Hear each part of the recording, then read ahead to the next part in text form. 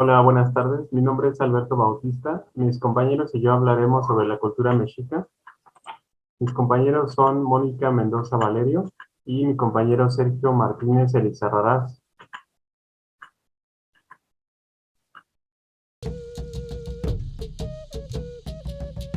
La cultura mexica se trata de los pueblos náhuatl que habitaban en México Tenochtitlán. La extensión geográfica del estado mexica ocupaba la mayor parte del centro y sur de la República Mexicana. Se extendía desde el poniente del Valle de Toluca, abarcando casi todos los estados de Veracruz, Puebla, en el centro Hidalgo, Estado de México y Morelos, en el sur gran parte de los estados de Guerrero y Oaxaca, así como las costas de Chiapas hasta la frontera con Guatemala. En el mapa podemos ver un esquema del lago de Texcoco, donde se establecieron los mexicas en el lado oriente. Podemos ver las ciudades que se establecieron alrededor y podemos ver que alrededor de esta zona era una zona montañosa donde crecían árboles de coníferas.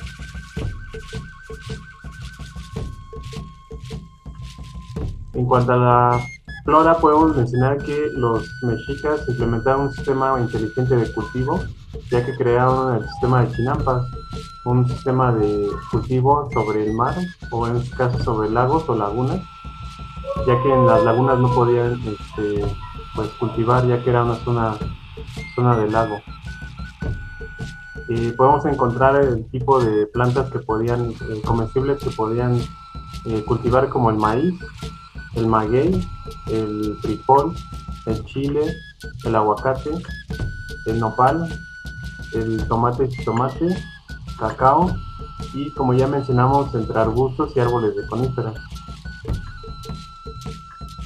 En cuanto a la fauna, podemos encontrar los animales comestibles como el guajolote o el pavo, el manatí, el paisán, el venado, el jabalí, aves como las palomas, ardillas, liebres o conejos, ranas, tortugas, serpientes, jaguares y águilas reales, entre otros. En cuanto a la línea del tiempo, podemos mencionar que los mexicas inician su peregrinación desde Aztlán en el año 1063.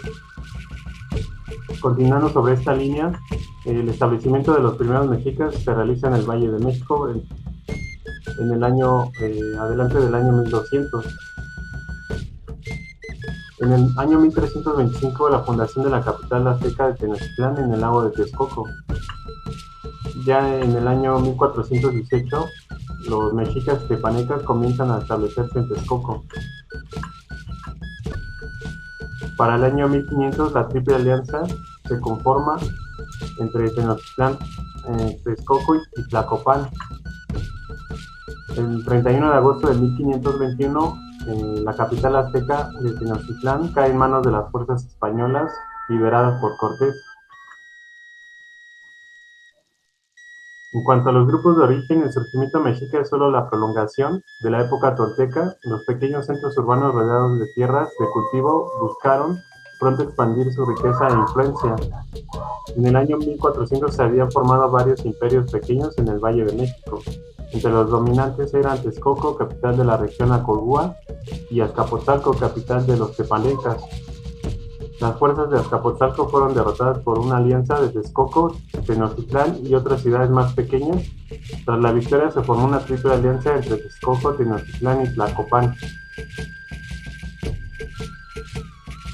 Bueno, yo soy Sergio Martínez Elizarrarás, de la materia de Arquitectura Mexicana 1 en la licenciatura de Arquitectura de la Facultad de Estudios Superiores Aragón de la UNAM. Les voy a hablar de los aspectos de la cultura mexica y el primero en abordar será el aspecto social. La sociedad mexica, también conocida como azteca, adoptó una estructura conformada por nobles, guerreros, sacerdotes, artesanos y comerciantes. Esta etapa se puede dividir en dos grandes grupos, el de los tibiltín o nobles y los macehualtín o gente común. La posición social se definía por nacimiento y rara vez un macehual podía escalar. En la imagen podemos ver la pirámide social, al frente el Huaytlatoani, después el Pipiltín, enseguida Poctecas, enseguida Mazahualtín y por último Tlatlacotín, que eran los esclavos. El siguiente aspecto a mencionar será el aspecto político. Los mexicas implementaron un sistema basado en el poder personal de la nobleza con el Huitlatuani a la cabeza, con amplios poderes militares, civiles y religiosos. El Huitlatuani presidía el Consejo Supremo o Tlatocan, donde participan los tlatoanis de las ciudades más importantes, las máximas autoridades militares y delegados de algunos calpules. Aquí está otro esquema de la pirámide social y política de los mexicas. La unidad social básica en el mundo azteca era el calpoli, que se conformaba por las familias de Mazahualtín. Su principal tarea era el registro de todas las tierras de la comunidad y el control de las labores de cultivo. El pipiltín realizaba tareas relacionadas con el gobierno. Los mazahuales eran agricultores, pescadores, artesanos y de otras especialidades. Se organizaban en capulín. Esta es una imagen de un esquema de cómo se organizaban. La esclavitud se dividía en los esclavos dedicados a cargar y los esclavos para sacrificios. El siguiente aspecto es el aspecto económico. La economía mexica logró un imperio con base en 3 pilares: la agricultura, el comercio y el tributo. En la agricultura se utilizaban diferentes técnicas de cultivo como las chinampas y las terrazas. Las herramientas que se utilizaban eran el coa y el bastón plantador. La producción principal fue el maíz, frijol, calabaza, amaranto, tomates, cacao, chile, entre otros. Se puede ver en la imagen una pequeña ilustración de cómo era la agricultura. El comercio se daba en el valle con los pueblos circundantes, con bienes a granel y productos de consumo básico. Los Pocteca comerciaban a larga distancia bienes de lujo. Mercados interregionales se ubicaron en Tlaxcala, Cholula, Texcoco y Acolman en el centro de México, y otros fueron los de Xicalanga en el Golfo de México. La imagen muestra cómo se organizaba el mercado. Los tributos, estos eran pagados por los mazahuales y las ciudades conquistadas. Las más próximas a Tenochtitlan pagaban en especie, mientras que las más alejadas lo hacían con textiles. Abastecer provisiones a los ejércitos mexicas y así como guerreros. Además enviaban a trabajadores para obras públicas y jóvenes para el sacrificio ritual. Y por último, el aspecto religioso. La religión practicada por los mexicas estaba más enfocada hacia el sincretismo que al politeísmo, ya que adoptaban dioses de otras culturas más que imponer a sus propias deidades. Había correspondencia entre las deidades tanto del área náhuatl como la de los zapotecos o de los mayas. Se distinguen 15 dioses principales como Ometeotl, Tezcatlipoca, Quetzalcóatl, Tlaloc, Huitzilopochtli y Mictlantecutli. Bueno, pasaremos con mi compañera. Hola, mi nombre es Erika, soy estudiante de arquitectura en la Facultad de Estudios Superiores Aragón, y conmigo veremos los temas de cerámica, lítica, pintura y escultura de la cultura mexica. Más adelante podremos ver los sistemas constructivos. Iniciaremos hablando sobre la cerámica. La cerámica es uno de los elementos artísticos mexica menos estudiados si lo comparamos con otros como dioses, calendarios o mitos. Sin embargo, ha servido como base para estudiar el desarrollo de esta cultura. El arte ceramista formaba parte del acervo cultural de este pueblo. No todos eran profesionales en este medio, pero cada uno hacía sus propias vasijas para el uso cotidiano. La cerámica estaba constituida por objetos de paredes delgadas, bien cocidos, de colores naranjas. Principalmente una cerámica de lujo en la que se utilizaban los colores crema, amarillo crema, ocre rojo, siena quemada, gris y negro. Algunos de los diseños decorativos fueron figuras humanas, símbolos religiosos y seculares, plumas y volutas, y los dibujos tenían una calidad de plenitud y minuciosidad. La decoración pintada con líneas negras fue a menudo geométrica, aunque más tarde se incluyeron pájaros, animales y motivos florales. Gran número de estatuillas representaban a los dioses principales, como Quetzalcóatl, Xipetotec, Tuchihuitlicue, Xochiquetzal, etc. El culto a las figurillas de dioses se presentaba más entre campesinos, donde destacaba la diosa de la fertilidad y del maíz. El material de trabajo siempre fue el barro, fácil de modelar y de coser, y cada poblado tenía su propio estilo. Entre los tipos y usos de la cerámica debemos destacar los ámbitos domésticos, religiosos, arquitectónicos y la alfarería. En su mayor parte se trataba de una cerámica doméstica realizada en el tiempo libre de la familia y se utilizaba sobre todo para cocinar o para hacer recipientes de alimentos. El trabajo en barro sirvió para dar una gran experiencia plástica desde la época preclásica del mexicano y dar seguridad en la creación de las posteriores esculturas de piedra de los aztecas. Y aunque en el mundo artístico el barro siempre se vio inferior a la piedra, los aztecas hicieron un uso exquisito. Además, la cerámica se utilizó para decoración de los techos y de los templos para la construcción de sus casas. Los aztecas carecían de objetos de metal para poder esculpir, por lo que tenían que utilizar materiales más duros como la obsidiana, la cual es una roca volcánica de composición parecida al granito. Con este material crearon punzones y cuñas para esculpir en materiales más blandos como el basalto y la andesita. La presión que aplicaban a la hora de elaborar una pieza debía ser muy precisa para evitar que los bloques se rompiesen, dando lugar a un escaso margen de error. Una vez que acababa la escultura, utilizaban materiales como la arena para pulir la talla final de sus piedras. Las pinturas aztecas eran hechas en paredes de templos, tejidos o vasijas de cerámica, con colores fuertes y vivos. Representaban escenas de la vida cotidiana, batallas, rituales e imágenes de personajes importantes del imperio. Eran chapadas sin profundidad y muchas veces no representaban la proporcionalidad. Sobre la pintura muralista se conoce su calidad y la costumbre de adornar las paredes de los templos con este arte pictórico. Entre la gama cromática utilizada predominaban el color rojo, amarillo, azul y el negro. El color tiene un papel fundamental, ya que se trata de colores planos, sin matices ni sombras, y posiblemente de connotaciones simbólicas. Los aztecas tenían una escultura muy expresiva y bien acabada, la cual tenía un realismo significativo. La escultura azteca más famosa es la Piedra del Sol, erróneamente conocida como calendario azteca. Talladores aztecas utilizaron piedra simple y herramientas de madera, hilos de fibra, agua y arena para tallar las piedras duras en obras que van desde rocas apenas talladas a obras maestras intrincadamente detallados, magníficamente acabados. Utilizan principalmente basalto, roca volcánica de color oscuro, oro, piedra y cerámicas para hacer sus esculturas. Hicieron estatuas de los cuerpos humanos, figuras sagradas, dioses aztecas, máscaras, calendarios e imágenes de animales.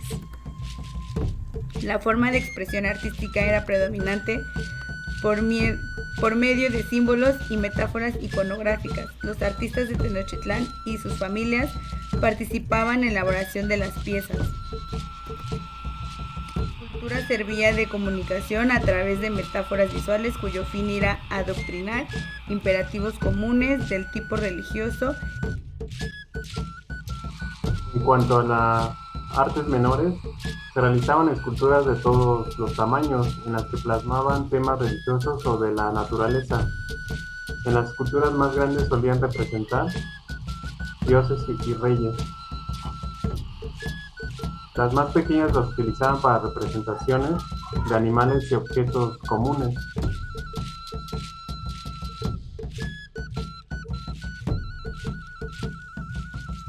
En cuanto al oro y la cerámica, se especializaban en la técnica del vaciado y otros en laminado, que fabricaban objetos a partir de golpear el metal. A veces se conjuntaba con plumas preciosas. Más adelante los mexicas de Tlatelolco ya lo comerciaban en el año 1372 y 1418.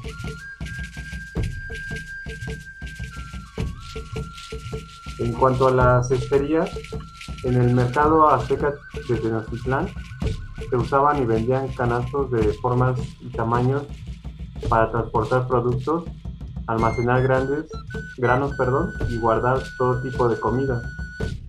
También existían los tejedores de esteras llamados tetlatl.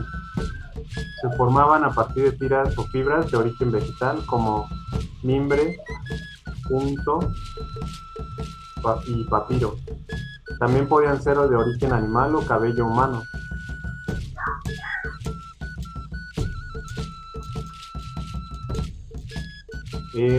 Sobre los aspectos científicos, podemos mencionar que con su conocimiento de la naturaleza distinguieron propiedades curativas en diversos minerales y plantas. Sabían curar fracturas, mordeduras de serpientes. Emplearon varios tipos de calendarios, pero uno de ellos coincidió con el sistema que se usa mundialmente hoy en día. Se le denominaba Xiuhpohuatl y constaba de 365 días en un año, que fue dividido en varios meses de 18 días cada uno, con 5 días de sobra al final del año. En el tema de la arqueoastronomía, por un lado creían que la luna era un dios que se había sacrificado y por otro que era el hijo de Tlaloc. Pensaban que las manchas que se ven vagamente las hacían los conejos. Bueno, siguiendo con los temas, yo les voy a hablar sobre la arquitectura y el urbanismo de la cultura mexica. La arquitectura mexica refleja los valores y la civilización de un imperio. Su propósito radicaba en manifestar poder, siendo sus obras monumentales y apegándose también a sus creencias religiosas. Poseía un innato sentido del orden y la simetría. Los diseños geométricos y las líneas amplias eran representaciones del dogma religioso y del poder del Estado. En la arquitectura, también los puntos cardinales constituyen símbolos religiosos de las 4 direcciones y esquinas de la Tierra. Como se puede ver en la imagen, está al norte Tezcatlipoca, al sur Huitzilopochtli, este Tonatiuh y oeste Quetzalcóatl. Estaban divididos en 13 secciones, 3 plataformas construidas en forma escalonada, constaba de 12 secciones y la 13ª sección era la pequeña plataforma superior en donde se erigían templos duales de Huitzilopochtli y Tlaloc. La novedad arquitectónica de los templos mexicas son los templos gemelos, la doble escalinata, la decoración con cabezas de serpiente para invocar el Coatepec, el lugar de nacimiento de Huitzilopochtli. En cuanto al urbano, su traza urbana es ortogonal, siguiendo el modelo de Teotihuacán con las grandes calzadas, orientadas hacia los 4 puntos cardinales, dividían a la ciudad en 4 barrios o calputi. En medio se encontraba la plaza principal y el templo mayor, el cual se constituía el centro del universo mexica. Cada calpulli contaba con su propia plaza central, adoratorios, deidades patronas y edificios administrativos. Por mi parte sería todo. Continuamos con mi compañero. Los aztecas llevaron a cabo construcciones de madera. A menudo utilizaban pino o roble para la elaboración de vigas como soporte para las habitaciones. Además utilizaron yeso, adobe y cal. Las construcciones a veces eran adornadas con obsidiana. Su arquitectura refleja habilidad y capacidad productiva. Cada ciudad contaba con una plaza central y construcciones civiles y religiosas que lo rodeaban. Las que se ubicaban fuera del centro de la ciudad eran escuelas, mercados, viviendas y planearon centros de la ciudad de manera ordenada, mientras que a los límites exteriores estaban hechos al azar. Las calzadas fueron elevaciones artificiales de un largo promedio de 15 metros, hechas con piedra, arcilla, argamasa, mezclas de cal y barro, y plantadas en el fondo del lago con pilotes de madera. Se construían tramos rectangulares con espacios para permitir el paso de las trajineras y canoas. El diseño de los acueductos cuenta con elementos monolíticos de piedra Estos elementos contaban con canales en forma de medio círculo con un diámetro de 1 metro cada uno. El primer canal mantenía el flujo del agua a los estanques, mientras que el otro se conservaba limpio para poder dar mantenimiento y tener en flujo seguro en caso de necesitar más líquido en las ciudades. Los diques fueron construidos entrelazando troncos de árboles, rocas volcánicas y arena. El dique tenía compuertas para permitir el paso del agua y de las canoas. Si se elevaba el nivel del agua, las compuertas eran cerradas para evitar una inundación. También tenía un dique el deber de evitar las mezclas de agua salada y agua dulce. La región lacustre del sur de la Cuenca de México transformaron ciénegas, pantanos y lagunas en áreas de producción agrícola cuya extensión alcanzó, según los especialistas, cerca de 9,000 hectáreas de tierra cultivable.